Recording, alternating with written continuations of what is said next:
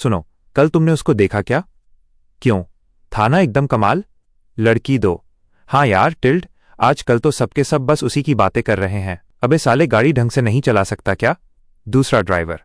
अबे चल चल अपना काम कर। राहगीर। अच्छा सच में? ऐसा हुआ था क्या? हाँ हाँ हाँ। अबे तू उस चूतिए का चेहरा देखता ना, मजा ही आ जाता। बाइक वाला भाई एकदम होश उड़ गए थे उसके टिल्ड।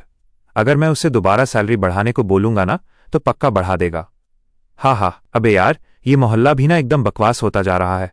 बाइक वाला। अबे इस भिखारी को देख, कहाँ से घूमता हुआ आ रहा है। क्या? फोटो भेजूं? अबे कौन सा ऐसा छोटा भाई होता है जो अपने बड़े भाई से अपने सारे काम करवाए? मार खाएगा क्या मुझसे? हाँ, मेन कैरेक्टर अपने आसपास देखता है, वो कहाँ पर है? Main character. आखिर मैं इस धरती पर कहाँ आ गया हूँ? Main character. खट्टे कड़वे धुएं वाली हवा और इतना शोर कि मेरे कान के पर्दे ही फट जाएं। कैरेक्टर पुख्ता तौर पर। ये जगह वो ओके किंगडम तो बिल्कुल नहीं है जहां मैं रहता था। Main character.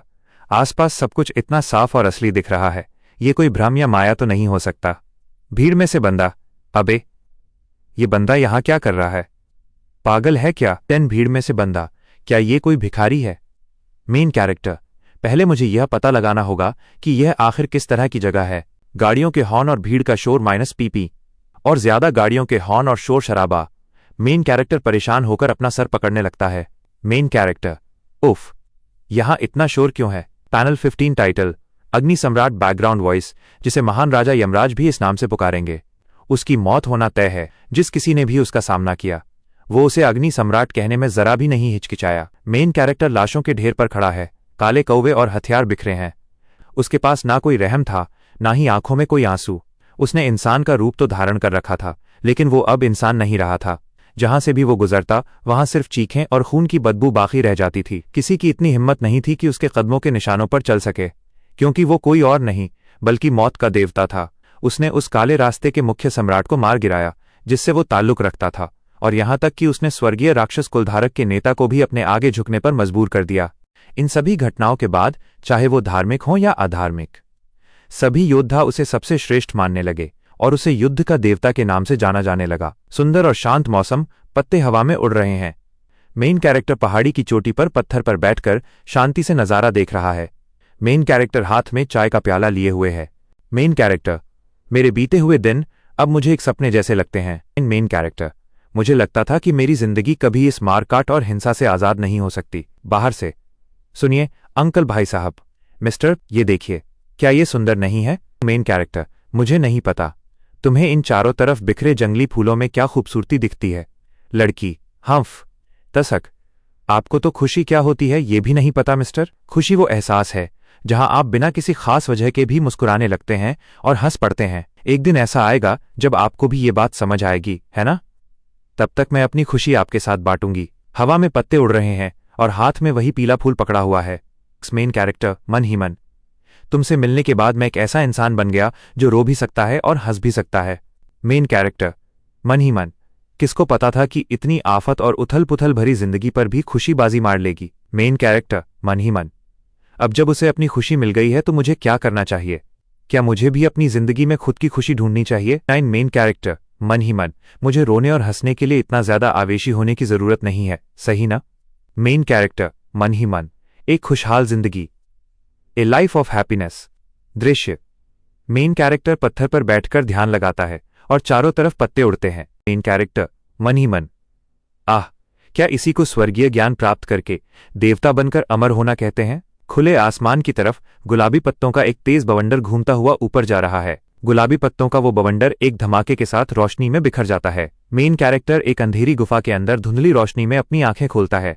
गुफा की छत से पानी की बूंदें टपक रही हैं। Main character. मन ही मन। मैं कहाँ? मेन कैरेक्टर गुफा के फर्श पर ध्यान की मुद्रा में बैठा हुआ है। Main character. मन ही मन। हूं। मेन कैरेक्टर हैरान होकर सोचने लगता है। मेन कैरेक्टर सोचते हुए, क्या मैं अमर बनने की प्रक्रिया के बीच में नहीं था, या फिर बिना जाने किसी ने मुझ पर किसी भ्रम माया से हमला कर दिया था? मेन कैरेक्टर गुफा के अंधेरे रास्ते की तरफ देखता है। मेन कैरेक्टर सोचते हुए, खैर, मुझे जल्द से जल्द वापस लौटना चाहिए। क्या यहां से बाहर निकलने का कोई रास्ता है? मेन कैरेक्टर खड़ा होता है, पर उसके बिल्कुल पीछे अंधेरे में एक भयानक राक्षस की चमकती हुई पर्पल आंख खुलती है। मेन कैरेक्टर सोचते हुए, मुझे पहले यहां से बाहर निकलना चाहिए और हालात का जायजा लेना चाहिए। मेन कैरेक्टर के चेहरे पर पसीने की बूंद आती है और वो खौफ हैरानी से पीछे देखता है। मेन कैरेक्टर चौंकते हुए सुन्न प्रतिक्रिया। एक चमकता हुआ लाल पोर्टल बाय गेट खुलता है और उसमें से बिजली की कड़क निकल रही है। पोर्टल के अंदर से रेडियो ट्रांसमिशन आती है। Radio transmission. Team alpha, gate A012810 में अभी एंटर करो। रेडियो पर आगे हिदायत दी जाती है। Radio transmission. अगर कोई भी शक होने वाली चीज दिखे तो तुरंत रिपोर्ट करना। अपने मिशन को सही सलामत वापस आने के ध्यान में रखते हुए आगे बढ़ाओ। Best of luck. Team alpha के मेंबर्स गेट के अंदर अंधेरी गुफा में आगे बढ़ते हैं। ये एक ए क्लास गेट होना चाहिए था, पर क्या यहां कुछ ज्यादा ही शांति नहीं है? मेंबर 2, अरे इडियट, क्या तू थ्योरी क्लास में सो रहा था? एक ए क्लास डंजन में मॉन्स्टर्स के पास दूसरों से ज्यादा दिमाग होता है। पैनल 56 मेंबर 2, मन ही मन, उस हादसे को बीते 5 साल हो गए हैं जब टीम 0 की तैयारी ऐसी ही किसी सिचुएशन की वजह से ढीली पड़ गई थी। मन ही मन, उनका सामना गेट के बहुत अंदर छिपे मॉन्स्टर्स के एक बड़े झुंड से हुआ और उन्हें पूरी तरह से खत्म कर दिया गया था। जमीन पर खून और वॉकी टॉकी पड़ा हुआ है। Radio transmission. टीम 0, तुरंत जवाब दो। टीम 0, अपनी हालत बताओ। सॉरी, मैं मेंबर 2 शांत रहने का इशारा करता है। क्या इन मॉन्स्टर्स के बीच आपस में ही कोई लड़ाई हो गई थी? टीम लीडर, अगर ऐसा होता भी तब भी सिर्फ उन लो लेवल मैजिक बीस्ट के दम पर एक साइक्लॉप्स को इतना जख्मी करना बिल्कुल नामुमकिन है। तो फिर हमारे अलावा किसी और गिल्ड ने भी इस जगह को टारगेट किया होगा। मेंबर 1, वैसे भी आजकल हर गिल्ड हाई लेवल गेट्स पर ही नजर रखती है ना? टीम लीडर, पता नहीं, क्या साउथ कोरिया में ऐसी कोई गिल्ड है जो बिना किसी को खबर लगे इतने बड़े ए क्लास डंजन को अकेले साफ कर दे? आसमान में घने बादल हैं और गेट से रोशनी निकल रही है। मेन कैरेक्टर सोचते हुए, मैं दोबारा कहाँ आ गया हूँ? मेन कैरेक्टर सोचते हुए, कुछ नया सीखने और समझने के बाद जब मैंने अपनी आंखें खोलीं। पैनल 67। मेन कैरेक्टर सोचते हुए, तो मैं एक गुफा में था जहां चारों तरफ मॉन्स्टर्स घूम रहे थे। मेन कैरेक्टर सोचते हुए, मुझे समझ नहीं आ रहा था कि जिन मॉन्स्टर्स को मैं एक ही पंच में ढेर कर सकता था वो मेरे ऊपर इतने जुनून के साथ हमला क्यों कर रहे थे। मेन कैरेक्टर सोचते हुए, मैं जैसे तैसे बाहर निकलने का रास्ता ढूंढकर बाहर आ गया।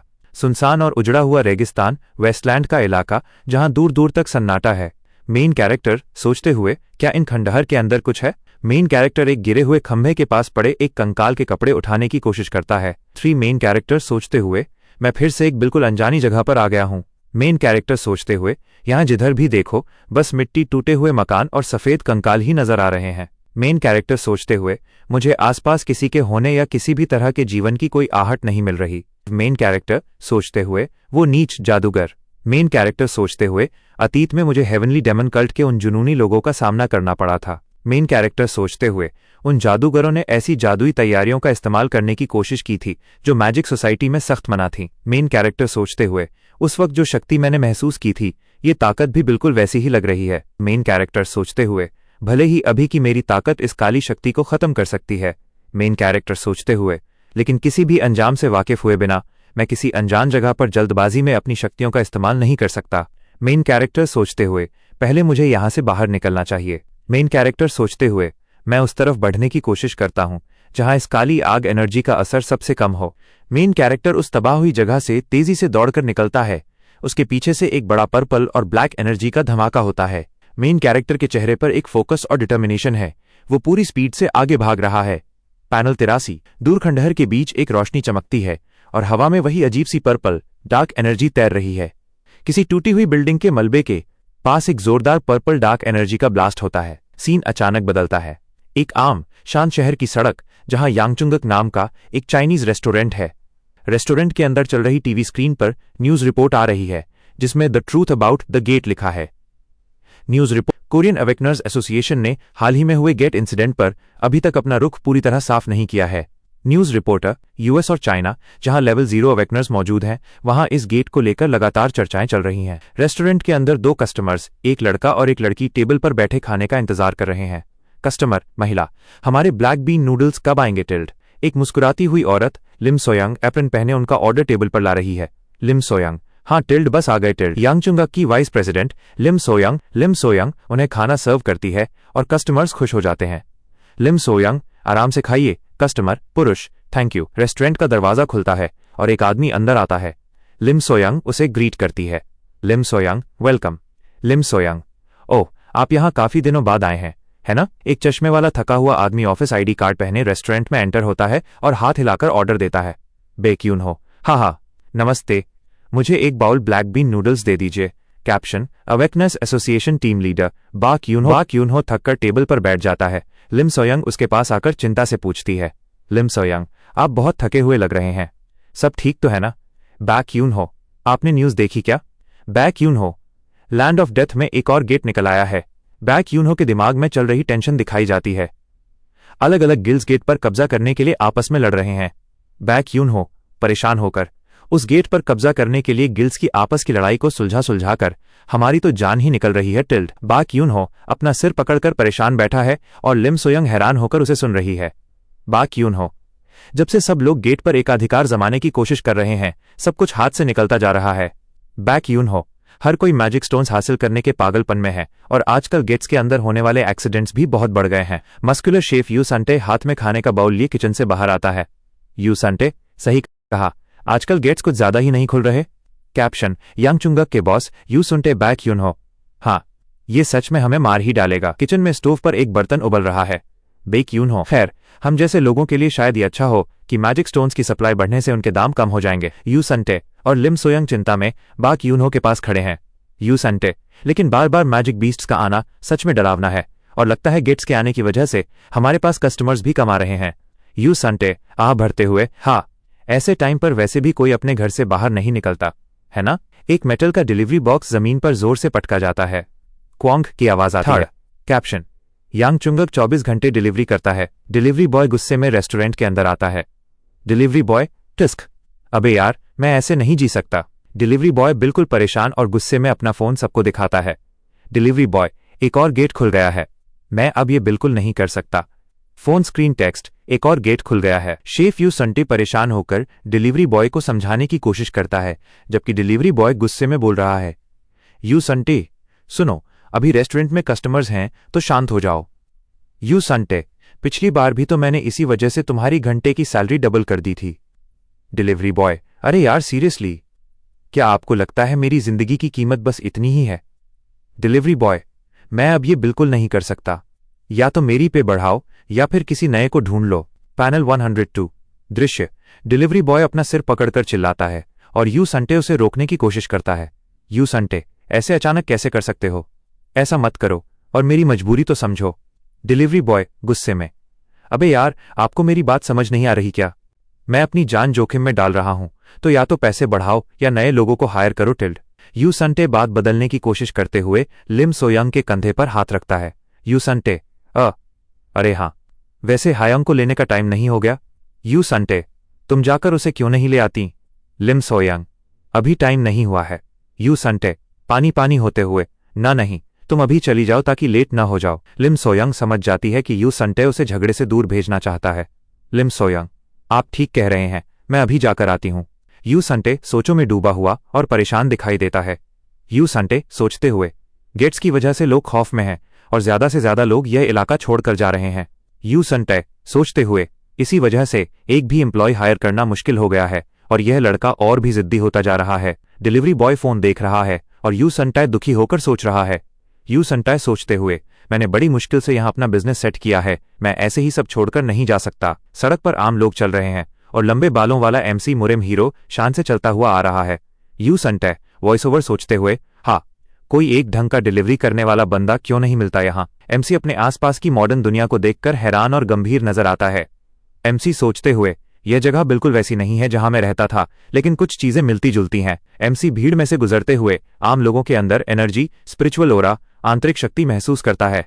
एमसी सोचते हुए, यहाँ काफी लोगों के पास एक जैसी आंतरिक शक्ति, इंटरनल एनर्जी है। एमसी छोटी बच्ची हायोंग को देखता है और उसके चारों तरफ एक खास और शुद्ध ओरा, एनर्जी महसूस करता है। एमसी सोचते हुए, खासकर वो छोटी बच्ची। एमसी सोचते हुए, उसके पास एक ऐसी शक्ति है जो उसे बाकी सबसे बिल्कुल अलग बनाती है। हायोंग अपनी मम्मी का हाथ पकड़े हुए मुस्कुरा रही है, जबकि एमसी पीछे खड़ा होकर उसे गंभीरता से देख रहा है। एमसी सोचते हुए, अगर उसके पास इतनी शुद्ध शक्ति है तो क्या वो बच्ची, एमसी सोचते हुए, कुछ जानती है? अचानक तेज हवा का झोंका आता है और आम लोग और हायोंग की मम्मी घबरा जाते हैं। तेज हवा, हायोंग की मम्मी, ये अचानक इतनी तेज हवा कैसे चलने लगी? हवा के बहाव में हायोंग का बनी हेयरबैंड उड़ जाता है। हेयरबैंड को उड़ते देख हयोंग उसे पकड़ने के लिए आगे भागती है, जबकि उसकी मम्मी परेशान होकर उसे रोकती है। हयोंग, हयोंग, मेरा हेयर बैंड। हयोंग की मम्मी, अरे हेयोंग, ऐसे अचानक भागना डेंजरस है। हेयोंग बिना देखे सड़क पर भागती है, उसकी आंखों में आंसू हैं। हेयोंग, नहीं। हेयोंग, ये तो पापा का दिया हुआ गिफ्ट था मेरे लिए। हयोंग नीचे झुककर अपना बनी हेयरबैंड उठा लेती है और खुश हो जाती है। हयोंग, उफ, मिल गया। हेयोंग हेयरबैंड हाथ में पकड़े हुए मम्मी को दिखाने के लिए मुड़ती है, पर उसके ठीक पीछे एक तेज रफ्तार ब्लू ट्रक आ रहा है। वूम! हेयोंग, मम्मी टिल्ट। हेडलाइट की तेज रोशनी हयोंग के चेहरे पर पड़ती है और हेयरबैंड हवा में उछल जाता है। एक्सीडेंट का खतरा। हायोंग, मम्मी और आसपास के लोग डर के मारे चीख पड़ते हैं। हेयोंग की मम्मी चीखते हुए, हाँ हायोंग,